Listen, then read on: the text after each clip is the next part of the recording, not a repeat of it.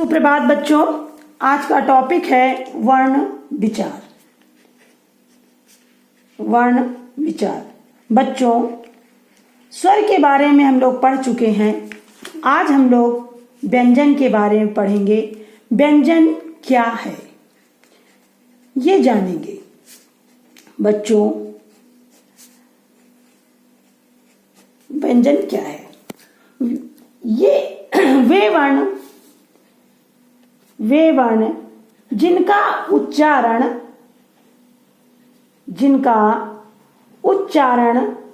स्वतंत्र रूप से ना होकर जिनका उच्चारण स्वतंत्र रूप से ना होकर स्वरों की सहायता से होता है। जिनका उच्चारण स्वतंत्र रूप से ना होकर स्वरों की सहायता से, जिनको हम लोग स्वरों की सहायता से बोलते हैं, वो क्या कहलाते हैं? व्यंजन कहलाते हैं। जिनका उच्चारण स्वतंत्र रूप से ना होकर स्वरों की सहायता से होता है,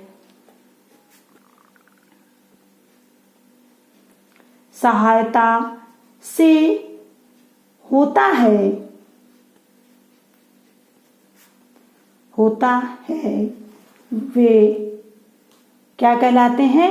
व्यंजन कहलाते हैं।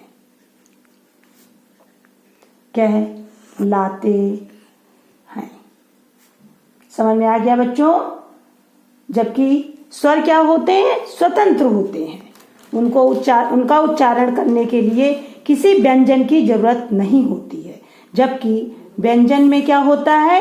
इनका उच्चारण करने के लिए हमें स्वरों की सहायता लेनी पड़ती है। हिंदी वर्णमाला में कितने व्यंजन होते हैं बच्चों? हिंदी वर्णमाला में 33 व्यंजन होते हैं। कितने व्यंजन होते हैं बच्चों? हिंदी वर्णमाला में कुल 33 व्यंजन होते हैं। कितने व्यंजन होते हैं? 33 व्यंजन होते हैं। अभी हम आपको बताएंगे कि 33 कौन कौन से व्यंजन होते हैं। 33 व्यंजन होते हैं। ठीक है बच्चों। अब बच्चों, आपको ये समझना है कि हमारी जो प्राणवायु है वो गले से मुख तक कैसे बाहर आती है। उसमें हवा का दबाव कहीं पर कम होता है गले में, और कुछ जगहों में ज्यादा होता है। जैसे देखें आप, इस चित्र के द्वारा समझें। ये बच्चों, यहाँ ये हो गया आपका कंठ। क्या हो गया? कंठ। ये क्या हो गया? यहां से आप मुंह से क्या करते हैं? बोलते हैं। कंठ मीन्स क्या होता है? गला। कंठ मीन्स क्या होता है बच्चों? गला। गले के ऊपरी भाग को क्या कहते हैं? तालव्य। क्या कहते हैं? तालव्य। और तालू के ऊपरी भाग को क्या कहते हैं? मूर्धा। क्या कहते हैं बच्चों? मूर्धा। और मूर्धा के ऊपरी भाग को क्या कहते हैं? दंत्य। क्या कहते हैं बच्चों? दंत्य। क्या कहते हैं? दंत्य। और दंत के ऊपरी भाग को क्या कहते हैं बच्चों? ओष्ठ। क्या कहते हैं? ओष्ठ। जब प्राणवायु हमारी गले से बाहर मुंह से, गले से बाहर, गले से तालू, मूर्धा, दंत, ओष्ठ से होकर मुंह से बाहर निकलती है, तो कहीं पर प्राणवायु का दबाव कहीं पे कम, कहीं पे ज्यादा रहता है। समझ में आ गया बच्चों? ये 5 जगहों से होकर हमारी प्राणवायु मुंह से बाहर निकलती है। तो कहीं पे हवा का प्रभाव कम और कहीं पे ज्यादा होता है। अब हम देखेंगे बच्चों कि व्यंजन के कितने भेद होते हैं। पहले हम लोग व्यंजन के भेद देखेंगे। व्यंजन के भेद बच्चों, हम ये देखेंगे कि व्यंजन के कितने भेद होते हैं। बच्चों, व्यंजन के मुख्य रूप से 3 भेद होते हैं। कितने भेद होते हैं बच्चों? व्यंजन के मुख्यतः 3 भेद होते हैं। 3 भेद होते हैं। समझ में आ रहा है बच्चों? कितने भेद होते हैं बच्चों व्यंजन के? 3 भेद होते हैं। पहला कौन सा व्यंजन है? स्पर्श व्यंजन। स्पर्श का मतलब होता है छूना, स्पर्श व्यंजन। अब स्पर्श व्यंजन। दूसरा कौन सा है? अंतस्थ व्यंजन।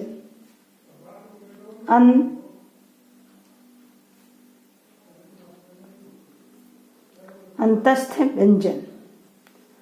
और तीसरा कौन सा है बच्चों? ऊष्म व्यंजन। ऊष्मा का मतलब क्या होता है? गर्मी। ऊष्म व्यंजन। अब आप लोग सोच रहे होंगे तीनों व्यंजन की पहचान क्या होती है बच्चों? चलो आके देखते हैं। पहला आप स्पर्श व्यंजन के बारे में हम लोग समझेंगे। स्पर्श व्यंजन कौन कौन से होते हैं और इनकी क्या पहचान होती है। ठीक है बच्चों?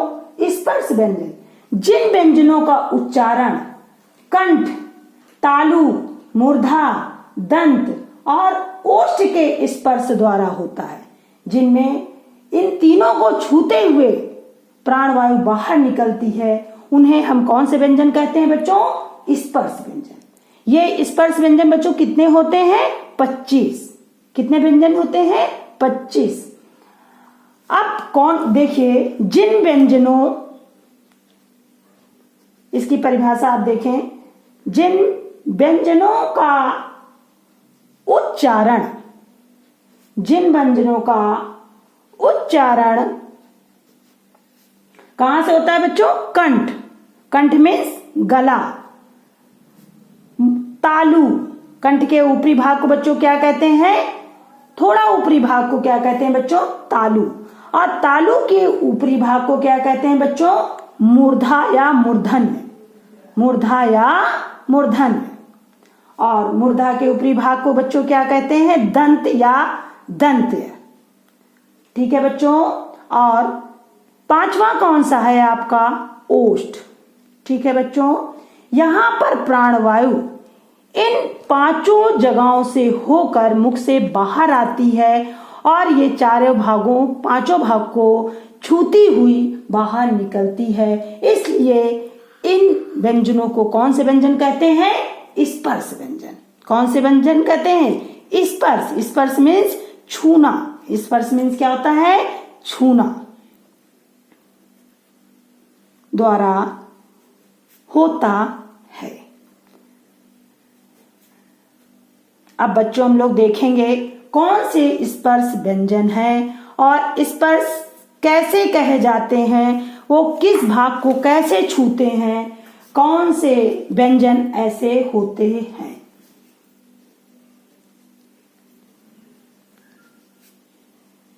समझ में आ रहा है बच्चों? यहां तक आपको समझ में आ गया?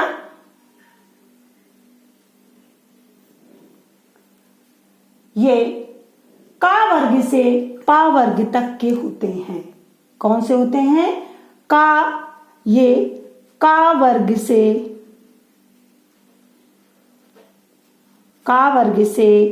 पा वर्ग तक के होते हैं।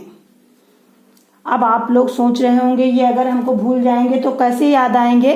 तो इसके लिए हम आपको बहुत अच्छी चीज बता रहे हैं। आप ऐसे 5 अक्षर याद कर लेंगे तो आपको ये पूरी 25 वर्ण याद आ जाएंगे। इनका पूरा आपको फार्मूला याद आ जाएगा। चलिए देखिए कौन सा इसका हम फार्मूला आपको बताते हैं। बच्चों आप 5 अक्षर इस तरह याद करेंगे। कचट का चा टा ता पा, ये 5 अक्षर हैं। देखिए बच्चों आपको कुछ भी भूल जाए आप इनको याद कर लीजिए, कचट तप, तो आपको पूरी इसकी लाइन याद आ जाएगी। ये 3 अक्षर एक बार में याद करें और 2 एक बार में। कचट तप। अब कचट में का चा टा वाली लाइन और तप में ता और पा वाली लाइन आपको याद आ जाएगी। का वाली लाइन कौन सी है? का, ख, गा, घा, अंगा। चा, छा, जा, झा, इया। टा, ठा, डा, ढा, अड़ा। ता, था, दा, धा, ना। पा, फा, बा, भा, मा। ये कितने टोटल वर्ण है? ये 25 वर्ण है, पंचम वर्ग है। पंचम वर्ग 25 वर्ण है। अब इसको देखिए किस लाइन का गले के किस भाग में अपना हवा का प्रभाव डालता है। जैसे बोलिए क, स्वयं बोल के देखें तो आपको ज्यादा अच्छा समझ में आएगा कि का बोलने पर हवा हमारी कहाँ रुक रही है।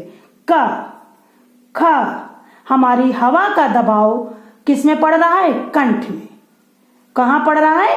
कंठ में। इसलिए इस लाइन को हम लोग क्या बोलेंगे? कंठ, कंठ वर्ण। क्या बोलेंगे? कंठ वर्ण। अब चा वाली लाइन में च, छ, हवा का दबाव कहाँ हो रहा है? कंठ के ऊपरी भाग में, जिसको हम लोग क्या कहते हैं? तालव्य। खुद स्वयं बोल के देखें। चा, चा बोलने पर हवा कहाँ रुक रही है? च, यानी कि तालु में। इसको हम लोग कौन सा व्यंजन कहेंगे? कौन से वर्ण कहेंगे? तालव्य। कौन से वर्ण कहेंगे? तालव्य वर्ण। कौन से वर्ण कहेंगे बच्चों? तालव्य वर्ण। अब आइए ट, ठ, ड, ढ, अड़ा। इसमें हवा हमारी कहाँ रुक रही है? तालु के ऊपरी हिस्से में, जिसको क्या कहते हैं? मूर्धन। क्या कहते हैं? मूर्धन। आप स्वयं बोलकर देखें, इन वर्णों का उच्चारण स्वयं करें, तब आपको ये समझ में आएगा हवा हमारी कहाँ रुक रही है, या प्राणवायु का दबाव किस गले के किस भाग में पड़ रहा है। इसका पड़ रहा है मूर्धा में, यानी कि मूर्धन्य, मूर्धन्य वर्ण। अब आइए ता, ता में आपकी किस पे? दांत पर प्रभाव पड़ रहा है। हवा का दबाव किस पे पड़ रहा है? दांत।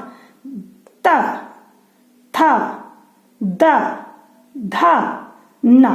तो इसलिए इसको कहेंगे दंत्य वर्ण। क्या कहेंगे? दंत्य वर्ण। ठीक है बच्चों, क्या उनसे वर्ण कहेंगे इनको? दंत। अगर आपसे कोई पूछता है कि कंठ वर्ण वाली कौन सी लाइन है, तो आप उच्चारण करके देख लीजिए, आपको स्वयं समझ में आ जाएगा कि हमारी कौन सी लाइन कंठ वर्ण है, कौन सी लाइन तालव्य वर्ण है, कौन सी लाइन मूर्धा है, कौन सी लाइन दंत्य वर्ण है। अब आइए प, फ, ब, भ, म। इसमें हमारी प्राणवायु का दबाव किस में पड़ रहा है? ओष्ठ में, यानी कि ओंठ में। यहां पर हवा कहाँ रुक रही है? रुक कर कहाँ दबाव डाल रही है? ओंठों में डाल रही है। इसलिए हमारा यह कौन सा व्यंजन है? ओष्ठ्य व्यंजन। कौन सा व्यंजन है बच्चों? ओष्ठ्य व्यंजन वर्ण, सॉरी ओष्ठ्य वर्ण। समझ में आ गया? ये कितने वर्ण है बच्चों? पंचम वर्ण है, यानी 25 आपके ये वर्ण स्पर्श व्यंजन कहलाते हैं। कितने? कौन से? ये व्यंजन क्या कहलाते हैं? स्पर्श व्यंजन। ये हमारे कंठ, तालु, मूर्धा, दांत और ओष्ठ को छूते हुए बाहर निकलते हैं।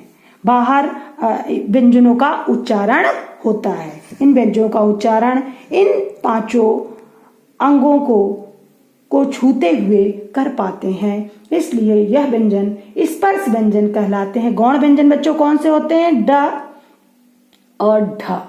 ये हमारे गौण व्यंजन है। आपसे कोई पूछे कि बच्चों गौण व्यंजन कौन से हैं, तो ड और ढ ये हमारे गौण व्यंजन हैं। ठीक है बच्चों, आगे हम बढ़ते हैं। अब आपके अंतस्थ व्यंजन, अंतःस्थ व्यंजन कौन कौन से हैं? जिन व्यंजनों का, अब लीजिए अंतःस्थ व्यंजन।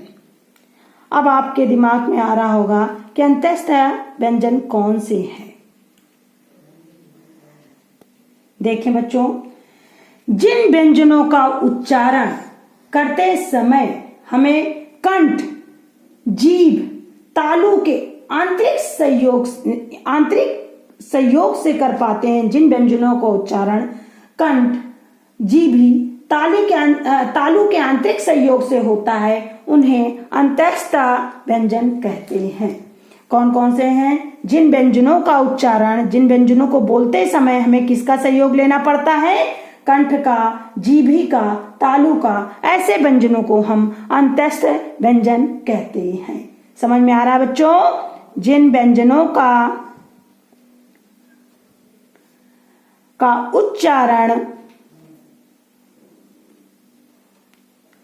उच्चारण कंठ,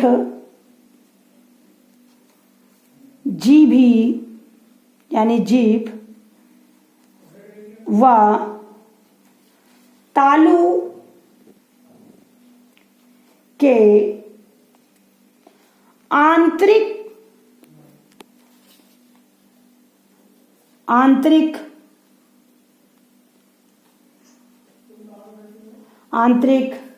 सहयोग से होता है, सहयोग से होता है, उसे कौन से व्यंजन कहते हैं बच्चों? उसे अंतःस्थ व्यंजन कहते हैं। उन्हें अंतःस्थ व्यंजन कहते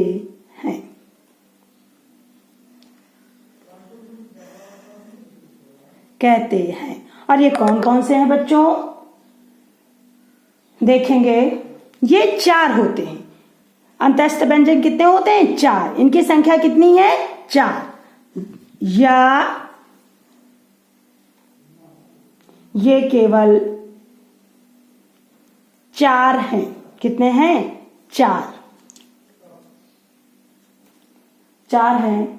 पहला है य, र, ल और व।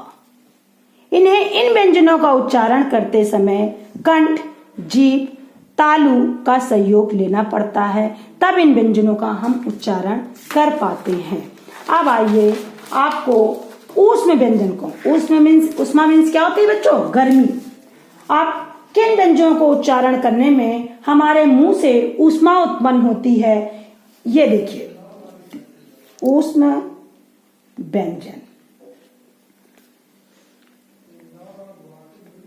ऊष्म व्यंजन, जिन व्यंजनों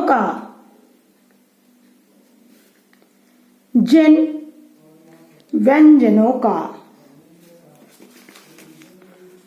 उच्चारण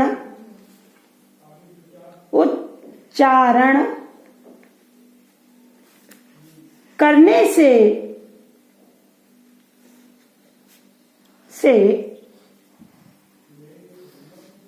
घर्षण द्वारा ऊष्मा उत्पन्न होती है, उसे कौन से व्यंजन कहते हैं बच्चों? ऊष्म व्यंजन। जिनको बोलने में गर्म हवा बाहर निकलती है, उसे बच्चों ऊष्म व्यंजन कहते हैं। कौन से व्यंजन कहते हैं? ऊष्म व्यंजन।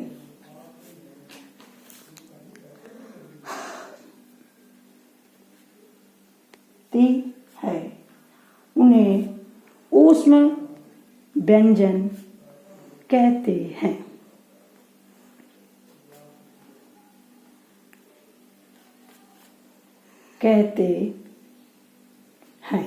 ये कौन से होते हैं? इनकी संख्या भी बच्चों कितनी है? 4। ये संख्या में कितने होते हैं? ये संख्या में 4 होते हैं। ये संख्या में 4 होते हैं। कौन कौन से? श, श, स और हा। बच्चों, ऊष्म व्यंजन आपके, इनको जब हम बोलते हैं, जब इनका उच्चारण करते हैं श, श, श, हा, तो मेरे मुंह से कैसी हवा निकलती? गर्म, गर्म वायु बाहर निकलती है। ऐसे व्यंजनों को ऊष्म व्यंजन कहते हैं। कौन कौन से होते हैं? श, स, स, हा। ये बच्चों इनकी संख्या 4 और स्पर्श व्यंजनों की संख्या 25 प्लस 5 आपके कौन से व्यंजन है? अंतस्थ व्यंजन 4 और आपके ऊष्म व्यंजन कितने हैं? 4। मिलाकर कितने हो गए बच्चों? 33। वर्णमाला में कितने व्यंजन होते हैं? 33। समझ में आ गया बच्चों? 33 व्यंजन होते हैं। अब आपको